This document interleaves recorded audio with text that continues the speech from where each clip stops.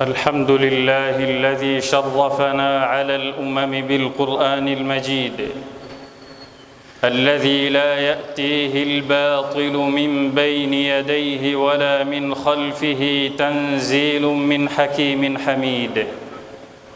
أشهد أن لا إله إلا الله وحده لا شريك له، وأشهد أن محمدًا عبده ورسوله، بلغ الرسالة وأدى الأمانة ونصح الأمة، وجاهد في الله حق جهاده حتى أتاه اليقين.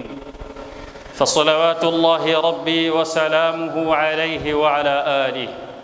يا أيها الذين آمنوا اتقوا الله حق تقاته ولا تموتن إلا وأنتم مسلمون.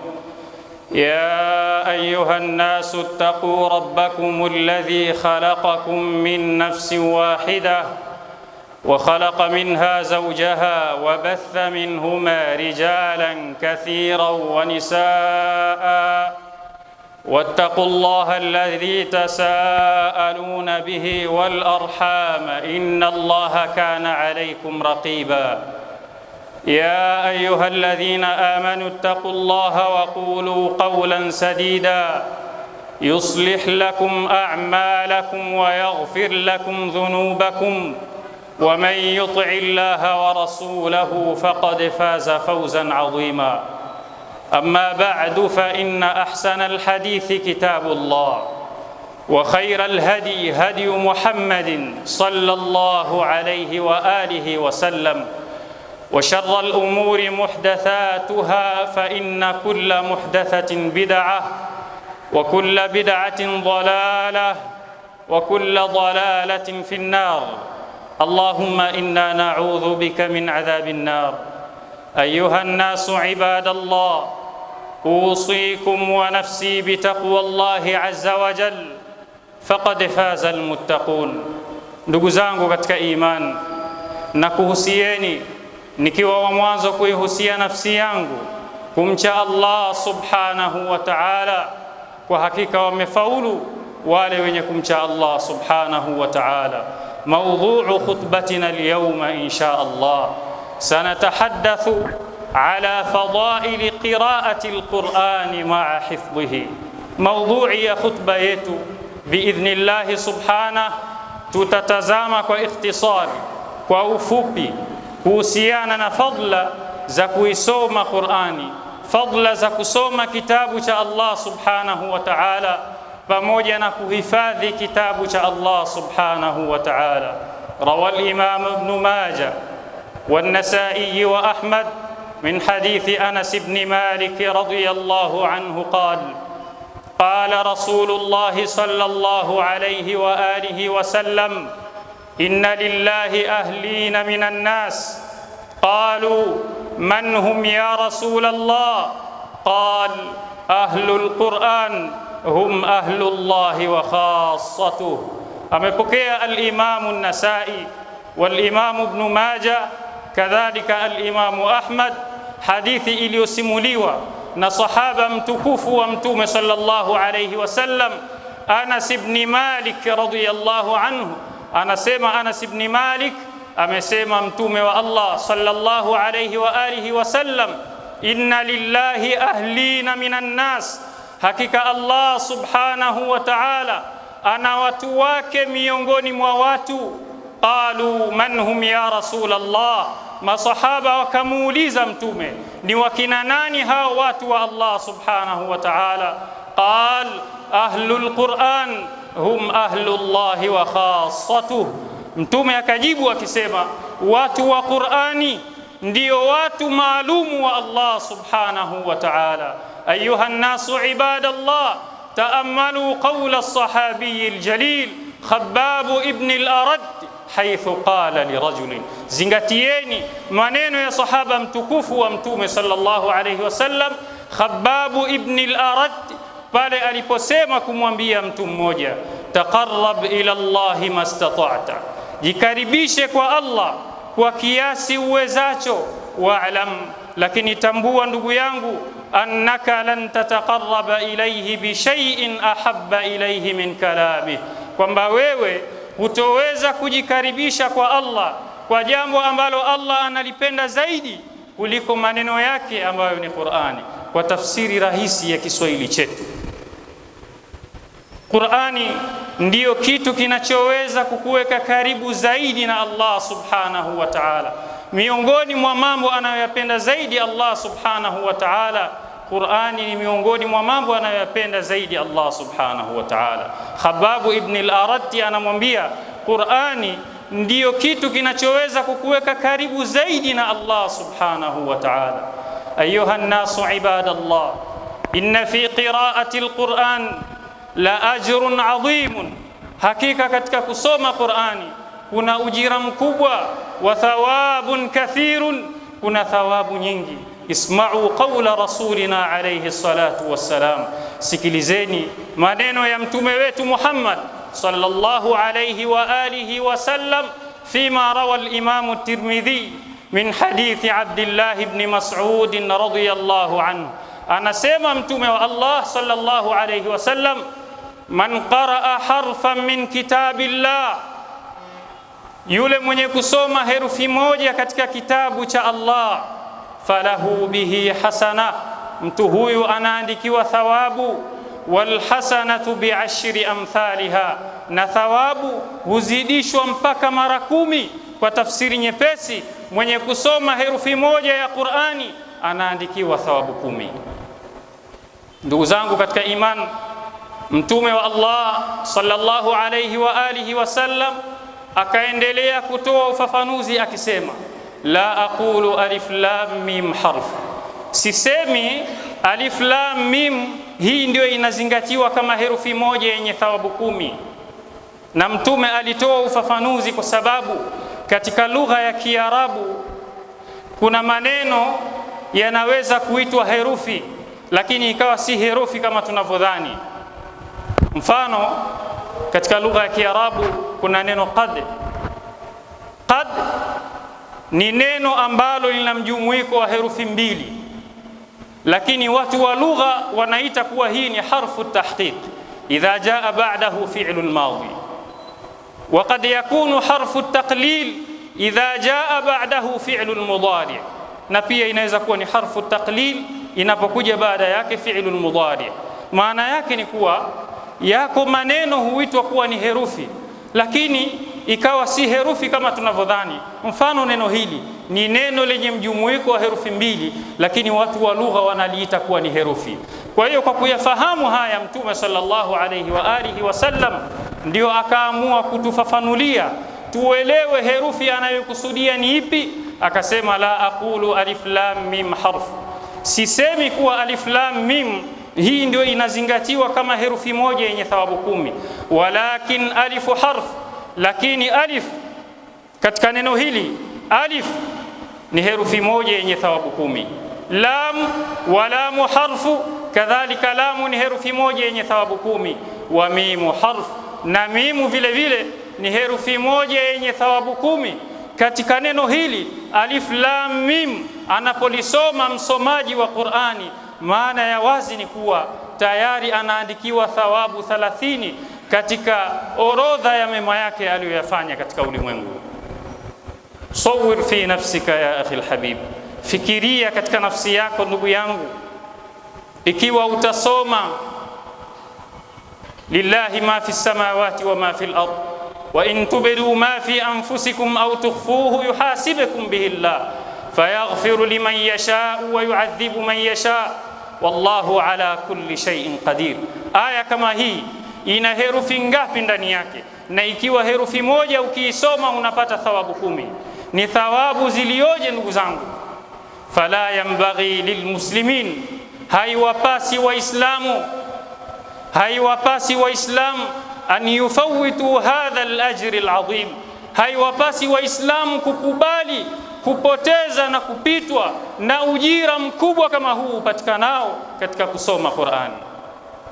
Ayuha an-nasu ibadallah, wa min a'zami fadaili qira'ati al-Qur'an, na miongoni mwa fadla kubwa za kuisoma Qur'an, anna al-Qur'ana shafi'un mushaffa', Qur'ani ni uombezi. Qur'ani huwaombea watu, itawaombea watu msamaha siku ya kiyama mbele ya Allah subhanahu wa ta'ala. Tena ni mushaffa', ay shafa'atuhu maqbulatun 'inda Allah. Shafa'a ya Qur'ani, msamaha watakaoombewa watu na Qur'ani ni msamaha wenye kukubaliwa mbele ya Allah subhanahu wa ta'ala, hauna kipingamizi. Rawa al-Imam Muslim min hadithi Abi Umamah al-Bahili radhiyallahu anhu, anasema mtume wa Allah sallallahu alayhi wa alihi wasallam, iqra'u al-Qur'ana fa innahu ya'ti yawm al-qiyamati shafi'an li ashabihi, isomeni Qur'ani, kwa hakika Qur'ani hii itakuja siku ya kiyama ikiwaombea msamaha watu wake. Ndugu yangu katika imani, Qur'ani ni tunu, Qur'ani ni tunu ya umma huu. Waqad sharafana Allahu ala al-umami bihi, na Allah subhanahu wa ta'ala ametupa sharaf, ametupa utukufu ummati Muhammad kupitia kitabu hiki cha Qur'ani. Haya yote ni katika mazuri ya Qur'ani. Kwa nini Muislamu upoteze muda wako mwingi katika mitandao ya kijamii? Upoteze muda wako mwingi katika vijiwe ambavyo havina kheri. Kazi kubwa ya vijiwe ni kutaka kujua maisha ya watu, kuwasema watu, kila anayepita katika eneo lile asalimiki. Ya nini ujishughulishe na yote haya? Wa indana alquran wal quranu indana, na Qur'ani tunayo sisi. Allah ametupa tunu yenye thawabu, yenye malipo na ujira usiokuwa na kifani. Falnukthir ala qira'ati alquran, tujikithirishe ndugu zangu katika imani, na tukithirishe kusoma kitabu cha Allah subhanahu wa ta'ala, linakuna min ahli Allah subhanahu, ili nasi tupate kuingia katika orodha ya watu maalumu wa Allah subhanahu wa ta'ala, na tupate manfaa yote yaliyoelezwa na Mtume sallallahu alayhi wa alihi wasallam yapatikanayo katika kuisoma Qur'an. Aqulu ma tasma'un wastaghfirullaha innahu kana ghaffara.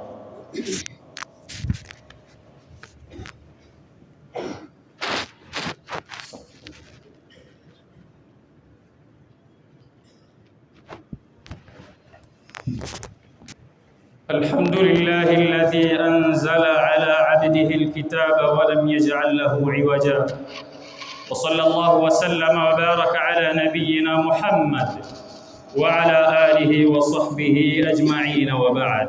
قال شيخ الإسلام ابن تيمية رحمه الله تعالى، أنا سيما شيخ الإسلام، طلب حفظ القرآن، kufanya juhudi ya kutaka kuhifadhi kitabu cha Allah subhanahu wa ta'ala, huwa muqaddamun ala kathirin mimma tusammihi an-nasu ilma, ndiyo jambo lenye kustahiki kutangulizwa, ndiyo jambo lenye kustahiki kupewa kipaumbele na Waislamu, ala kathirin mimma tusammihi an-nasu ilma, kuliko mambo mengi ambayo watu huyaita kuwa ni elimu, wa huwa imma batila, na huenda mambo haya yakawa ni batil au qalilun naf'i, au yakawa yana manufaa lakini manufaa yake ni machache. Na bila shaka hakuna elimu yoyote inayoweza kuwa na manufaa zaidi ya kitabu cha Allah subhanahu wa ta'ala. Haiwezi kuwa na manufaa ya kuzidi manufaa yapatikanayo katika kitabu cha Allah subhanahu wa ta'ala. Ndugu zangu katika imani, Mtume Muhammad sallallahu alayhi wa alihi wasallam ameonesha katika maeneo tofauti heshima na thamani ya yule aliyebeba kitabu cha Allah subhanahu wa ta'ala. Wal yawma insha Allah saadhkuru lakum thalathata mawadhi', insha Allah nitakutajieni maeneo matatu kwa ufupi. Amma mawdhi'ul awwal, ama eneo la kwanza ambalo Mtume sallallahu alayhi wa alihi wasallam ameonesha thamani ya mtu aliyebeba kitabu cha Allah subhanahu wa ta'ala, ni pale aliposema katika hadithi ya Abi Mas'ud inda Imam Muslim, Abi Mas'ud al-Ansari Anasema Mtume sallallahu alayhi wa alihi wasallam, ya ummul qaum aqra'uhum bikitabillah, awasalishe watu yule aliyehifadhi zaidi kitabu cha Allah subhanahu wa ta'ala kuliko wengine, pamoja na kuchunga usomaji ufanisi katika kuisoma Qur'ani hiyo na kuchunga kadhalika hukumu za swala. Mtume sallallahu alayhi wasallam anasema yule aliyehifadhi sehemu kubwa ya Qur'ani kuliko wengine ndiyo mwenye kustahiki kuongoza watu katika ibada ya swala.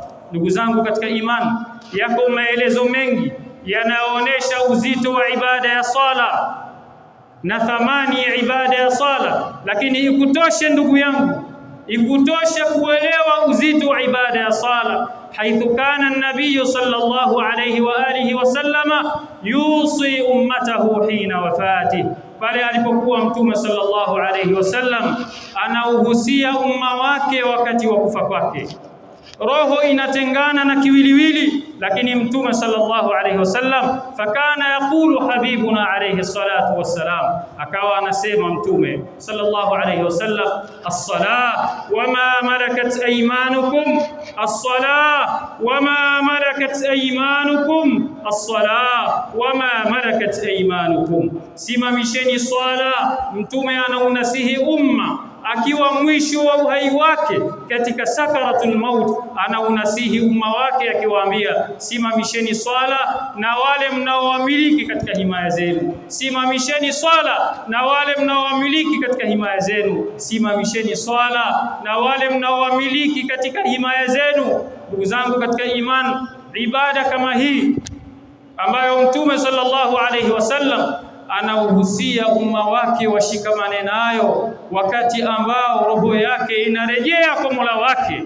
Mtume mwenyewe ndiyo aliyotoa dhamana na maelekezo ya kuwataka Waislamu kuwa waongozwe katika ibada hii na mtu ambaye amehifadhi sehemu kubwa ya Qur'ani kuliko wengine.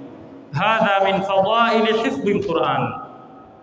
Hili ni jambo linaloonesha thamani ya yule aliyebeba kitabu cha Allah subhanahu wa ta'ala. Hadha mawdhi'u al-awwal. Amma mawdhi'u ath-thani, ama sehemu ya pili, qissatu ghazwati Uhud, ni kisa kilichojiri katika vita vya Uhud. Ndugu zangu katika imani, vita vya Uhud ni vita vilivyopiganwa baina ya Waislamu na makafiri, na ni miongoni mwa vita ambavyo mtume wetu Muhammad sallallahu alayhi wa alihi wasallam alishiriki kwa kiwiliwili chake mwenyewe na akapigana kwa mikono yake akiipigania dini ya Allah subhanahu wa ta'ala. Wakati wa vita vya Uhud, mtume sallallahu alayhi wasallam alitoa amri kwa masahaba, alitoa maelekezo kwa masahaba wake, ikiwa ni mbinu za kivita zilizotakiwa kutumika katika vita ile. Vita ikapiganwa na ilikuwa tayari vita iko upande wa Waislamu. Vita ilikuwa wameishika wao Waislamu, mambo yalikuwa yanaenda vizuri kwa upande wao. Ma'al asafi shadid, wakatokea baadhi ya masahaba waliokhalifu amri ya Mtume sallallahu alayhi wasallam. Baada ya kukhalifu amri ya Mtume, hali ikabadilika kwa Waislamu, vita ikawageukia, ikawa dhidi yao, hali ikawa ni mbaya kwa upande wao. Wakapigwa Waislamu, wakapigwa na wakauawa wengi Waislamu. Baada ya kumalizika vita vile, Mtume sallallahu alayhi wa alihi wasallam akatoa maelekezo, masahaba wawili watazikwa ndani ya kaburi moja, kama anavyosimulia sahaba wa Mtume sallallahu alayhi wasallam Jabir ibn Abdullah fima rawa al-Imam al-Bukhari. Anasema Jabir, kana an-nabiy sallallahu alayhi wa alihi wasallama yajma'u baina ar-rajulayn min qatla Uhud. Alikuwa Mtume sallallahu alayhi wasallam anawazika masahaba wawili ndani ya kaburi moja kutokana na kuuawa kwao wengi katika vita vya Uhud. fakana yaqul, akawa mtume anasema akiwauliza masahaba kabla ya kuwazika, baada ya kuwa wameshapangwa, huyu atazikwa na huyu, huyu atazikwa na huyu, mtume akawa anawauliza masahaba zake, ayyuhuma aktharu akhadhan lilquran, ni yupi katika wawili hawa aliyehifadhi sehemu kubwa ya Qur'ani kuliko mwingine? Fa idha ushira lahu ila ahadihima, ikawa mtume sallallahu alayhi wasallam akiashiriwa kwa mmoja kati yao kuwa huyu ya Rasulullah ndio aliyohifadhi sehemu kubwa ya Qur'ani kuliko huyu, qaddamahu fil lahdi, mtume anamtanguliza katika mwanandani yule aliyehifadhi sehemu kubwa ya Qur'ani kuliko mtu mwingine. Ndugu zangu katika imani, heshima na stara ya mwanadamu baada ya kufa kwake ni kuzikwa. Mtume sallallahu alayhi wasallam alionyesha kwa vitendo ya kuwa mtu aliyebeba kitabu cha Allah subhanahu wa ta'ala ndiyo mwenye kustahiki kutangulizwa na kupewa thamani ile ya kuzikwa kabla ya watu wengine. Hadha min a'zami fadaili hifdhi alquran, hili ni katika ubora, huu ni katika ubora mkubwa wa kuhifadhi kitabu cha Allah subhanahu wa ta'ala. Wanachuoni rahimahumullah wanasema wa min a'zami fadaili alquran, na katika fadla kubwa za Qur'ani, anna alqur'ana afdalul kutub, kwanza Qur'ani yenyewe ni kitabu bora kuliko vitabu vyote, lakini wa kullu ma yataallaqu bihi afdal, na kila chenye kufungamana na Qur'ani kinakuwa ni bora kwa sababu ya Qur'ani. Ndiyo maana mtume sallallahu alayhi wasallam aliwatanguliza masahaba hawa kuwazika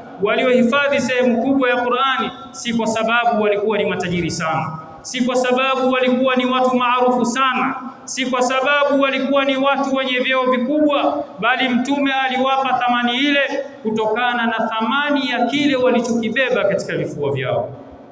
Ma'al asafi shadid, kwa masikitiko makubwa, tunu waliotupa Allah subhanahu wa ta'ala, Qur'ani, Waislamu tumeidharau na tumeipuuza. Yako mambo mengi na ushahidi mwingi unaoonesha kuipuuza kwetu Qur'ani, lakini katika mambo yanayoonekana kwa kila siku ni sisi Waislamu kuwadharau walimu wenye kusomesha kitabu cha Allah subhanahu wa ta'ala. Mwanachuoni mmoja Sheikh Ahmad ibn Muhammad Az-Zarnuji rahimahullahu ta'ala ana kitabu chake Ta'limul Muta'allim. Miongoni mwa maelezo ya hikma aliyoeleza katika kitabu kile, anasema wa min ta'dhimil ilmi ta'dhimul muallimi, na katika namna za kuitukuza na kuithamini elimu ni kumthamini mwalimu mwenye kuisomesha elimu hiyo, wa bil aksi kadhalika, na kinyume chake vile vile. Katika namna ya kuidharau elimu ni kumdharau mwalimu mwenye kuisomesha elimu ile. Ni wazi inaashiria kuwa haionekani thamani ya kile anachokisomesha, ndiyo maana hata yeye amekosa thamani mbele ya jamii ya Waislamu. Lakini haya ni mambo ambayo lazima sisi kama Waislamu tufahamu. Tutakuwa na mambo ya kwenda kujibu kwa Allah subhanahu wa ta'ala lau tutaendelea na mwenendo huu, kwa sababu katika sifa za Qur'ani huenda ikawa ni hujja kwetu au hujjatan alaina, huenda ikawa ni hujja ya kututetea mbele ya Allah subhanahu wa ta'ala, na pia Qur'ani inaweza kuwa ni hujja ya kutuangamiza, kutushtaki kwa Allah subhanahu wa ta'ala. Na ikiwa tutaendelea na mwenendo huu wa kudharau kitabu cha Allah subhanahu wa ta'ala katika namna mbalimbali, lazima tufahamu tunayo masuhulia, tutakwenda kuulizwa na Allah subhanahu wa ta'ala, na sijui kama tutakuwa na majibu sahihi ya kumjibu Allah ili tuweze kuokoka na adhabu zake. أيها الناس عباد الله، أما موضع الثالث والأخير، أما eneo la tatu na la mwisho. روى الإمام أبو داود والترمذي من حديث عبد الله بن عمرو رضي الله عنه يقول عليه الصلاة والسلام: يقال لصاحب القرآن يوم القيامة، siku ya kiyama ataambiwa yule sahibul Qur'an, yule aliyebeba kitabu cha Allah, aliyehifadhi kitabu cha Allah subhanahu wa ta'ala, iqra wartaq, soma na upande daraja. Fa inna manzilatak warattil kama kunta turattil fi dunya, na uisome vizuri Qur'ani hii kama ulivyokuwa ukiisoma duniani. Fa inna manzilatak inda akhiri ayatin taqra'uha, kwa hakika mafikio yako na makazi yako katika pepo ya Allah yatakuwa mwisho wa aya utakayoishia kuisoma. Ndugu zangu katika imani, pepo ya Allah subhanahu wa ta'ala ina darajat, ina matabaka tofauti tofauti. Yako matabaka ya chini mpaka kufika tabaka la juu, jannatul firdausil a'la.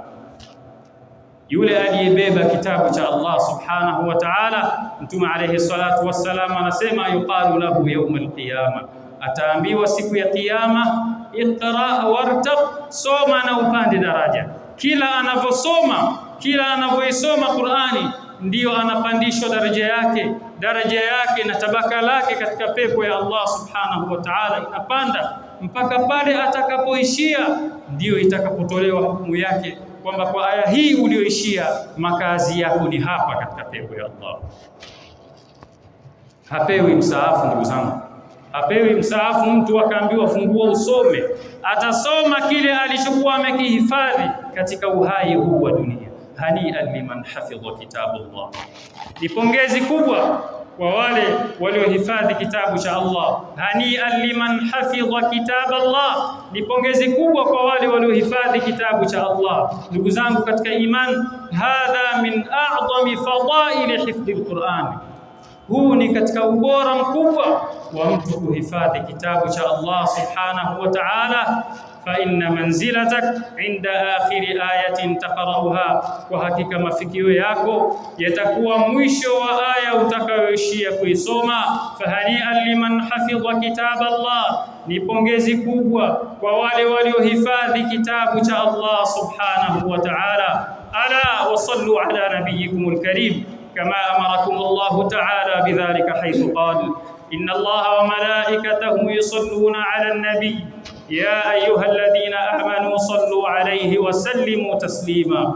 اللهم صل على محمد وعلى آل محمد كما صليت على إبراهيم وعلى آل إبراهيم، وبارك على محمد وعلى آل محمد كما باركت على إبراهيم وعلى آل إبراهيم إنك حميد مجيد. اللهم فقهنا في الدين وعلمنا التأويل والتفاسير.